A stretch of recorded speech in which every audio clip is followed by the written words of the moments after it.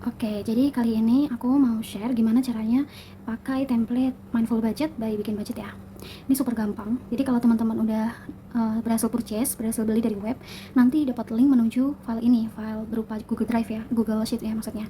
Nanti teman-teman bisa buka di Google Drive masing-masing atau melalui notif di email kalian.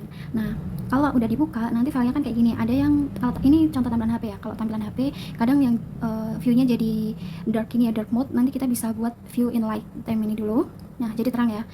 Teman-teman di sini di sheet pertama kita bisa lihat ada how to. How to di sini isinya ada notes berupa ya ini ya pemberitahuan seperti itu dari aku. Terus ada tipsnya juga cara gunain budget ini biar template ini biar bisa optimal digunakan sama teman-teman semua. Lalu how to use. Ini ada secara tertulis, aku kasih step by stepnya. Cuma ada 3 langkah. Setup awal buat budget bulanan, lalu catat pengeluaran, itu aja teman-teman. Jadi super simple. Atau melalui YouTube di videonya juga ada, itu aku lampirkan. Langsung aja setelah buka itu nanti ke setup ini. Di setup ini kita hanya perlu mengubah bagian sini nih, ada source income. Ini ada 5 ya, jadi teman-teman bisa ngubah source income-nya apa aja. Ada salary, side hustle, misal ada teman-teman ada bisnis sampingan gitu ya. Terus ada dividen, return investasi, atau apapun yang teman-teman hasilkan gitu ya. Nah, di sini kategori dibiarkan aja living, playing, saving. Lalu di bagian living ini adalah subkategori dari biaya hidup teman-teman. Kalau ini maksimal ada 12 jenis. Nah, 12 pos ya kalau aku nyebutnya. 12 pos ini teman-teman bisa sesuaikan sesuai kebutuhan teman-teman. Kalau aku misal ada sewa kos gitu ya, karena masih ngekos, belum ada rumah, jadi bisa sewa kos atau sewa rumah atau KPR bahkan. Lalu iuran, terus kebutuhan untuk beli vitamin, BPJS, groceries, belanja bulanan, belanja mingguan, dan lain-lain. Ini adalah sesuatu yang teman-teman keluarkan untuk kebutuhan hidup, termasuk debt ya atau hutang. Ini intinya di living itu termasuk biaya hidup dan kewajiban pembayaran hutang maupun iuran dan lain-lain. Lalu lanjut ke kolom playing ini. Di playing itu teman-teman bisa masukkan 5 jenis pos pengeluaran. Ini aku kasih contoh eating out atau makan di luar, entertainment, misal nonton, lalu self care, sosial, dan gift atau celebration. Nah, ini juga bisa teman-teman sesuaikan sih, mau pakai bahasa apa atau penyebutan apa, terserah teman-teman, kenyamannya aja.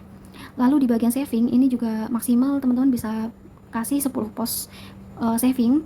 Ini aku kasih contoh aja ya, teman-teman bisa sesuaikan juga. Account ini adalah tempat di mana teman-teman akan menyimpan uang yang bakal sebulan itu teman-teman alokasikan. Misal dalam 1 bulan ada pendapatan 6 juta. 6 juta itu teman-teman mau misal 2 juta disimpan di cash, selebihnya di bank, ada yang di OVO dan lain-lain. Ini bisa teman-teman sesuaikan ya. Untuk money mood ini aku bikin happy, relief, and guilty. Itu ada keterangannya di sini ya teman-teman. Happy itu tentu saat rasa senang dan puas. Untuk uang itu digunakan sesuatu yang bermakna dan kita inginkan juga. Contohnya membeli hadiah orang tersayang, investasi, self care gitu. Relief itu saat kita merasa tenang dan lega karena sudah melakukan sesuatu yang penting, melunasi hutang, top up dana darurat gitu-gitu ya teman-teman. Dan guilty itu ketika kita merasa kesel, menyesal gitu, kenapa sih kita kok membeli ini gitu, kok sebenarnya nggak perlu nih, cuma pengen aja atau kegoda diskon dan lain-lainnya. Ini gunanya apa teman-teman? Karena di template ini aku menekankan untuk tidak sekedar mengatur keuangan, mengatur dan mencatat pengeluaran itu kan sebenarnya jujur itu adalah sesuatu yang membosankan gitu. Dan aku menemukan setelah 6 tahun 7 tahun ini melakukan budgeting itu ternyata penting sekali untuk membuat kita lebih bersyukur itu dengan kita mulai sadar bahwa apa yang kita keluarkan, apa yang kita dapatkan itu ternyata kita mengalokasikan dengan baik, tidak berboros-boros, dan memanfaatkan dengan maksimal, membahagiakan orang-orang tersayang juga. Nah itu membuat pemaknaannya lebih dalam gitu tentang budgeting. Ini pertama harus di set dulu ya teman-teman. Dan apabila nanti ini udah di set, bakal jadi drop down atau pilihan yang dapat teman-teman pilih otomatis nanti di sheet selanjutnya. Jadi pastikan ini udah sesuai dengan kebutuhan teman-teman ya. Oke, lanjut. Bagian sheet annual total ini teman-teman bisa biarkan aja karena ini bakal otomatis keisi setelah teman-teman mengisi beberapa sheet setelahnya. Jadi ini tolong aku udah tandain tanda kunci ini, tidak usah diubah apapun. Oke. Dan annual dashboard pun seperti itu, ini akan terisi otomatis, jadi teman-teman nggak perlu manual isi apapun di sini. Lanjut ke, nah di sini yang harus teman-teman isi ada sheet dari bulan Januari sampai Desember ya di sini. Nah kita buka di Januari dulu. Aku mau jelasin dulu beberapa bagian. Yang pertama ini adalah ada quote gitu ya tentang mindfulness yang akan berubah tiap bulannya berdasarkan bulan. Misal di bulan Januari ini aku ada kasih quote tahun baru, jangan cuma resolusi, cek dompet atau strategi uang, nggak akan mengatur dirinya sendiri, seperti itu. Nanti di bulan Februari pun akan berbeda lagi teman-teman. Nih contohnya bulan pendek, saldo juga jangan pendek, kontrol uang sebelum uang yang kontrol kamu, kayak gitu ya teman-teman. Jadi ini sekedar reminder aja sih tentang mindful budgeting, jadi biar kita juga berlatih lebih berkesadaran dalam mengatur keuangan ya teman-teman. Oke, kita sebelah kiri dulu ya. Income itu di sini aku ada warnain budget and aktual di kolom C dan D ini ya, aku blok di sini. Nah, ini ada warna abu-abu. Di sini teman-teman fokus ke kolom-kolom yang warna abu-abu ini yang bisa teman-teman ubah. Di bagian source, kolom source ini akan menyesuaikan apa yang udah teman-teman setup di sheet setup yang tadi. Misal di sini kan aku ada muncul salary, side hustle dan seterusnya, itu karena di setup ini aku udah isi salary, side hustle dan seterusnya. Nah, kalau di sini kalau teman-teman ganti gaji, misal ya penyebutan salary di sini mau diganti jadi gaji. Nah, misal ya, nah kita lihat di bulan Januari ini bakal menyelesaikan isinya jadi gaji gitu. Begitupun dengan bulan-bulan setelahnya, Februari gaji gitu. Gitu ya teman-teman. Nah, oke, nah ini contohnya tadi income kita masukin kira-kira atau estimasi pemasukan kita ada katakan dari gaji 5 juta, side hustle atau sampingan 500, terus dividen saham 500.000, return investasi atau yang lainnya tuh kita masih nol dulu. Jadi total pemasukan yang perkiraan bulan ini adalah 5,6 juta. Nah, kita isikan itu dulu, nanti bagian aktual kita bisa isi nanti ketika kita sudah gajiannya teman-teman. Selanjutnya kita isi ke kolom monthly overview. Nah, monthly overview ini di kategori living atau biaya hidup, playing dan saving, ini kita tinggal isikan di kolom budget ini, ada persentase teman-teman warna abu-abu. Kita isikan katakan dengan metode 50-20-30, kita isi living 50%, playing 20% dan saving 30%. Di bagian ini, di kolom D ini akan secara otomatis menghitung persentase sesuai dengan budget income yang tadi kita udah isi teman-teman. Jadi nggak perlu di otak-atik lagi. Dan begitupun dengan aktual, balance, utilization dan status ini akan secara otomatis terisi. Jadi teman-teman nanti bakal setiap kali kita mengisi transaksi ada di kolom expense and money tracker ini bakal otomatis terisi di bagian aktual ini ya teman-teman. Jadi biarin aja. Balance ini artinya sisa dari yang alokasi living kita gitu ya teman-teman. Misal balance 2,8 adalah sisa dari alokasi di living. Playing itu uang kita masih 1,2 dan seterusnya. Utilization itu persentase dari alokasi ini yang udah kita gunain. Karena belum ada aktual sama sekali, jadi di sini utilisasinya masih 0. Nanti ketika aktualisasinya udah 2,8 gitu, nanti di sini terisi 100%. Dan apabila lebih dari 2,8 sesuai budget kita yang awal, itu di sini bakal terisi 100% lebih atau over budget. Nah, di status ini akan otomatis mendeteksi mana aja pos yang over budget. Ketika dia udah utilisasinya lebih dari 100%, di sini akan bakal langsung terdeteksi over budgetnya teman-teman. Dan kalau on track pun nanti juga kelihatan. Kalau di bawah 100% berarti kita sudah on track, atau bahkan persis 100% persis seperti budget itu akan terdeteksi di status ini ada on track gitu ya teman-teman. Oke, lanjut kita tinggalkan tabel monthly overview, lanjut ke bagian living. Nah, si living ini teman-teman kita tinggal isi bagian account dan budget ini. Bagian account dan budget warna abu-abu sekali lagi. Account kan tadi kita udah setting di bagian setup, ada apa aja, ada bank, ada cash dan lain-lain. Akan muncul sebagai pilihan di sini teman-teman, atau drop down ya kita nyebutnya. Tuh, ada bank, cash, OVO, SPay atau Shopee Pay dan lain-lain. Ini teman-teman menyesuaikan dari apa yang udah teman-teman setting di tadi di bagian ini ya, setup tadi. Nah, kita tinggal isi aja budgetnya berapa, akunnya apa. Misal aku ya di sewa rumah ini, misal ada pilihan ini aku bank, terus kita ketik aja budgetnya misal 1 juta gitu ya, misal nih. Terus lanjut aja iuran lingkungan, misal cash kita isikan 50.000. Misal health and wellness ini kita beli vitamin misal, atau untuk keperluan obat-obatan katakan 100.000. BPJS kita isi akunnya, terus katakan 150.000. Begitu terus ya teman-teman, dan seterusnya sampai nanti kita lihat nih ada dari total budget kita. Kan tadi living di sini 50% yaitu 2,8 juta. Nah, di sini aku udah kasih tulisan allocated budget itu tuh 2,8 juta. Nah, sedangkan yang kita baru alokasikan di bagian living ini baru 1,3. Nah, jadi kita masih ada saldo 1,5 juta nih teman-teman buat kita alokasikan ke pengeluaran yang masih kosong ini gitu.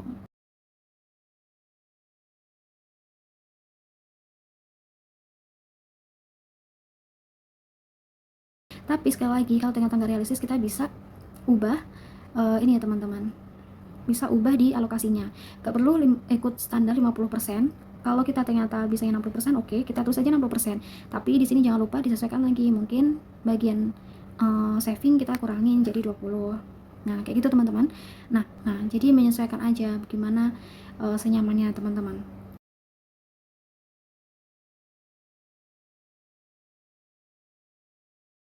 Ketika difference ini udah 0, berarti teman-teman udah mengalokasikan 100% dari apa yang teman-teman tadi alokasikan di awal. Living 3,4 juta.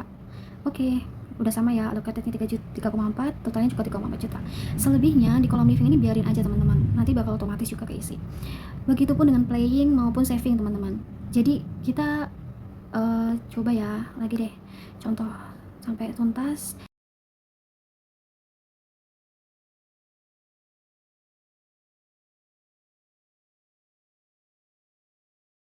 Karena udah teralokasikan semuanya, jadi di sini tugas teman-teman udah selesai di bagian kiri ini ya.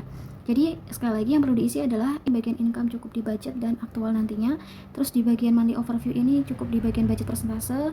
Di living itu account dan budgetnya, dan begitupun playing saving cukup isi di kolom account dan budget. Oke, kalau udah selesai, teman-teman bisa move on ke sini. Sebelah kanan ada yang namanya expense money mood tracker.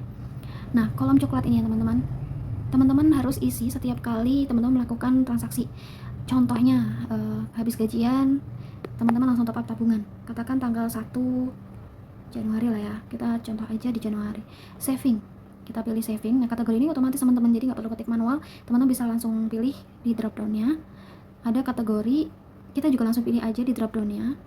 Semua udah otomatis karena di setup tadi udah diisi teman-teman. Menyesuaikan isi setupnya. Ketika saving, teman-teman pilih saving, nanti di subkategori itu bakal muncul khusus saving aja pilihan teman-teman. Subkategori saving, misal dengan darurat rumah tangga, tadi kan kita mengalokasikan berapa? Dengan darurat rumah tangga ini ya 500.000 ya.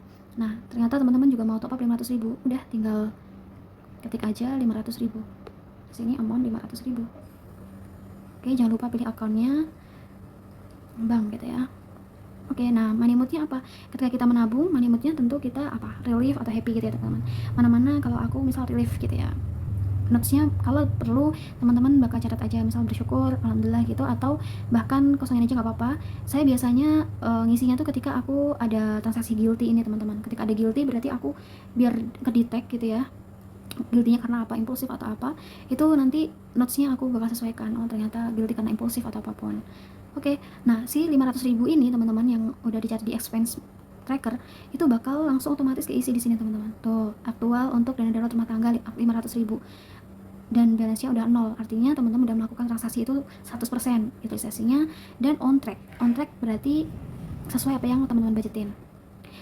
Nah, lanjut aja, misal di tanggal yang sama teman-teman melakukan pembayaran kos atau KPR atau apapun 100.000, 1 juta ya tadi. 1 juta untuk pembayaran sewa, kita pilih akunnya jangan lupa bank, lalu kita juga isi relief gitu juga boleh. Nah, di bagian living ini juga bakal otomatis teman-teman keisi aktualnya 1 juta, nggak perlu diapa-apain dan kita udah langsung tahu statusnya adalah on track. Begitu seterusnya. Nah, coba lagi satu deh, satu transaksi yaitu misal playing ya. Subkategorinya apa untuk playing? Oh, ada eating out, entertainment, self-care, social, gift. Misal kita ada gift and celebration, ternyata kita ada tuh lupa nggak alokasiin ngadu temen yang lagi married gitu, menikah. Amalnya ternyata 200.000. Katakan ya, oh salah, kok 2 juta. Udah 200.000 katakan ya. Terus kita apa transfer. Terus ini apa? Perasaannya happy, tapi coba lihat ya, kita kan gift and celebration di sini keluarnya 200.000 di bank. Nah, kita cek lagi di bagian playing ini. Ternyata kan apa? Di sini di playing itu kita budgetnya cuma 150.000 di bank, sedangkan aktualnya 200.000. Nah, di sini bakal ke-detect tuh teman-teman, balance-nya minus 50.000. Yang artinya kita over budget gitu. Nah, di sini akan otomatis keisi over budget. Sebagai alarm teman-teman, mungkin kedepannya harus lebih ngeh lagi, lebih sadar lagi, ada jadwal ada nikahan atau ada hitan atau ada acara besar apapun itu, kita harus lebih aware gitu ya teman-teman di bulan berikutnya. Gak apa-apa, di sini sebagai catatan aja dan bukan menjadi tekanan teman-teman. Jadi kita bisa lanjut isi setiap hari, pokoknya setiap kali ada transaksi diisi terus, dan begitupun perasaannya dan notesnya. Nanti di bagian atas ini teman-teman akan lihat sendiri sesuai dengan transaksi-transaksi yang udah teman-teman lakukan. Dari sekian pengeluaran teman-teman ini, yang 58,8% ternyata adalah kebutuhan hidup living, lalu savingnya 29,4%, playnya 11,8%. Atau di sini juga teman-teman ada grafik budget versus aktual. Di living itu 3,4. Nah, di aktualnya teman-teman di warna hijau ini udah 1 juta. Di playing budgetnya 1,2. Terus aktualnya udah dilakukan 200.000 dan begitupun saving. Nah, lalu di bagian kanan teman-teman bisa lihat di sini total income masih 0 ya. Nah, berarti di sini teman-teman belum isi tuh secara aktual. Kita langsung isi aja kalau udah tahu nominalnya berapa. 5 juta, saya hasil katakan ternyata 600.000. Lalu dividennya ternyata 50.000. Dan return investasi katakan 50.000. Gitu ya teman-teman. Udah keisi 5,7. Nah, di sini bakal otomatis teman-teman total income 5,7. Itu ini adalah total income yang realistis, yang aktual ya teman-teman. Sedangkan budgetnya kan 5,6 tadi. Nah, yang akan direkap di sini yang aktual yaitu total income 5,7 juta. Lalu total expense itu 1,2, mengacu pada berapa sih expense yang udah kita lakukan per hari ini. Di sini kan ada saving tadi 500.000 dan living playing atau kita sebut expense itu 1 juta plus 200.000, 1,2 juta. Juga langsung ketahuan current balance-nya berapa gitu teman-teman, 4 juta. Di sini berarti kan gaji pemasukan kita bulan ini 5,7, total expense 1,2, total saving 500, berarti sisanya berapa? 5,7 dikurangi 1,2 dikurangi 500, hasilnya 4 juta. Di sini bakal muncul langsung sisa uang berapa sih yang kita miliki di per hari ini gitu. Dan penggunaan kita per hari ini adalah 30%. Nah, dan di bawahnya itu juga ada grafik My Money Mood. My Money Mood ini menggambarkan berapa sih dari sekian banyak transaksi yang kita lakukan dan terrecord di bagian expense ini, perasaan apa aja sih yang ada gitu ya setiap kali transaksi. Sementara ini ada happy dan relief. Nah, di sini kan ada relief 66%, happy 33%. Dan ada refleksi juga kalau nggak ada guilty expense atau perasaan bersalah ketika melakukan pengeluaran, itu bakal ada refleksi seperti ini teman-teman. Ini otomatis ya nggak ada guilty expense gitu. Nanti ketika ada expense dan akan terdeteksi juga expense mana sih yang membuat kita merasa bersalah gitu atau guilty expense. Dan apabila ada over budget nih, di sini akan otomatis keisi. Yang tadi kan kita lakukan over budget di gift and celebration. Sini ya teman-teman, over budget di guilty and celebration, di sini bakal otomatis. Oh, ada over budget di gift and celebration. Begitu ya teman-teman. Kita kasih contoh deh untuk misal gift and celebration kita ubah jadi guilty, bukan guilty, di sini ada guilty. Nah, begitu teman-teman, bakal ada muncul guilty spending detected. Ini tandanya udah 3 kali kamu melakukan guilty expense. Kalau enggak ya bakal enggak kedeteksi juga sih teman-teman. Masih inilah ya, masih manusiawi ya, kita kan pasti ada impulsifnya tapi bagaimana kita bisa lebih terkontrol, itu aja sih teman-teman. Oke, ini bakal seterusnya tiap hari teman-teman akan isi transaksinya. Di sini akan ada berapa banyak ya baris, dan otomatis akan terekap di sini termasuk di My Wallet. Nah, My Wallet ini akan menunjukkan ke teman-teman apa aja sih yang teman-teman masih ada berapa saldo gitu ya di dompet teman-teman. Contohnya tadi di budgetnya kan 5,6, di bank ada 4,1, aktualnya udah terjadi 1,7. Jadi balance-nya atau saldonya tuh teman-teman di sini. Di bank harusnya ada 2,4. Terus di cash harusnya ada 900 dan seterusnya. Oke, lalu gimana teman-teman, kan misal ada pertanyaan di sini budgetnya 5,6, aktualnya 5,7. Terus kan ada beda 100.000 ya teman-teman, lebih banyak 100.000 aktualnya. Itu biasanya aku langsung alokasikan ke saving teman-teman, atau sebagai dana cadangan boleh juga di sini. Jadi kita dalam budget itu kita fokus ke apa yang kita perkirakan di awal aja. Misal di budgetnya 5,6, ya udah kita alokasikan di 5,6 ini. Kalau ada lebih, alhamdulillah, berarti bisa kita alokasikan ke dana-dana yang misal dana impian, tabungan seperti ini, dana rumah tangga, dana darurat ya terutama, dan seterusnya. Jadi kita seakan-akan kita memang memaksimalkan apa yang kita udah punya di bagian budget 5,6 ini. Oke, itu yang kita lakukan di sheet bulanan teman-teman. Jadi bulan Januari sampai Desember hal yang sama yang kita lakukan. Sekali lagi aku ulangin, yaitu diisi di bagian income, yaitu di budget dan aktual ini. Lalu di monthly overview cukup isi di persentasenya. Living, playing maupun saving kita isi di bagian account dan budget itu. Lalu hari-hari kita tinggal isi bagian expense ini di setiap kolomnya. Aku pengen tunjukin setelah kita isi itu ngaruhnya kemana sih. Nah, di annual total itu bakal otomatis teman-teman keisi di sini itu. Kayak misal Januari ya, kan tadi kita udah ada income aktualnya 5,7, livingnya 1 juta, playingnya 200, saving 500. Ini sesuai aktualnya, masih ada sisa 4 juta. Di sini ada breakdownnya apa aja sih, pemasukan dari mana aja, terus livingnya mana yang udah aktual, ada 1 juta, playing dan seterusnya. Ini kita biarin aja sebagai record tahunan kita. Lalu annual dashboard bagian sini bakal otomatis kayak gini teman-teman. Nah, langsung jelas ya. Jadi di bulan Januari ini kita kan baru isi bulan Januari, annual income-nya masih 5,7 karena baru Januari. Nanti setiap bulan kan bakal bertambah, jadi masih dari Januari hingga bulan Desember ya katakan gitu. Annual expense masih 1,2, savingsnya berapa, left to spend-nya berapa, atau sisanya berapa. Di sini juga kelihatan aktual sama budgetnya bagaimana. Lalu ada income versus expense dan saving. Nah, di sini juga where did my money go, itu bakal kelihatan alokasi selama setahun itu gimana. Nanti kita bisa lihat savingnya berapa persen, praying dan savingnya berapa persen. Lanjut ke saving over the year.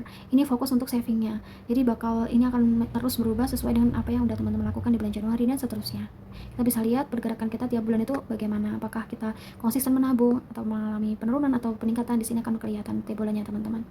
Dan di sini terakhir adalah di expense distribution. Di sini lebih detail lagi kemana aja uangnya yang kita lakukan pengeluaran untuk expense atau living dan playing ya teman-teman. Saving kan udah jelas di sini. Di sini akan kelihatan apa aja. Misal di sini ada sewa rumah, KPR, terus ada gift and celebration gitu. Nah, udah deh, beres. Tinggal teman-teman lakukan konsisten dan terus lakukan isi. Apabila bulan ini adalah Februari, maka isi lagi di bagian yang tadi udah aku jelasin warna abu-abu, dan tiap hari diupdate terus expense money mode trackernya.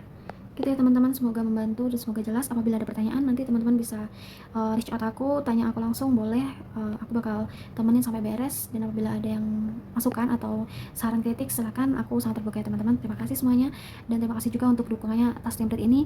Aku yakin ini sangat berguna dan aku sangat rekomendasikan untuk teman-teman lakukan day by day. Jadikan ini habit harian yang gak butuh waktu lama kok. Setiap kita mengeluarkan uang tinggal masukin aja secara gampang banget, dan formatnya ada di Google Sheet. Itu sangat Google Sheet ini sangat fleksibel teman-teman, bisa kalian edit dimanapun gitu ya, bahkan bisa setting offline. Gini contohnya teman-teman, nah kita bisa buat file now available offline. Kalau kita nggak ada internet pun kita bisa, nggak ada alasan lagi untuk nggak bisa catat. Jadi segampang ini, semoga bisa dilakukan pelan-pelan ya teman-teman. Lalu kita bisa juga start ini, nanti biar kita nyarinya juga gampang. 2 tombol ini ya teman-teman, ini dan ini. Oke, gitu ya teman-teman. Kalau misal ada yang kurang mohon maaf. Assalamualaikum warahmatullahi wabarakatuh.